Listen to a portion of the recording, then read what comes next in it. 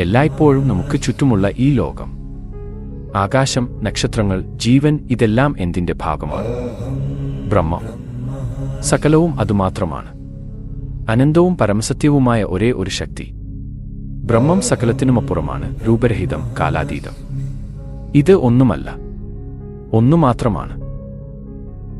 ബ്രഹ്മജ്ഞാനം, അതാണ് ആ പരമസത്യത്തെ നേരിട്ട് അനുഭവിക്കാനുള്ള അറിവ്. അഹം ബ്രഹ്മാസ്മി, ഞാൻ ബ്രഹ്മമാണ്. ഉപനിഷത്തുകൾ ബ്രഹ്മത്തെ വിശദീകരിക്കുന്നു. സത്യവും ധർമ്മവുമാണ് ബ്രഹ്മം.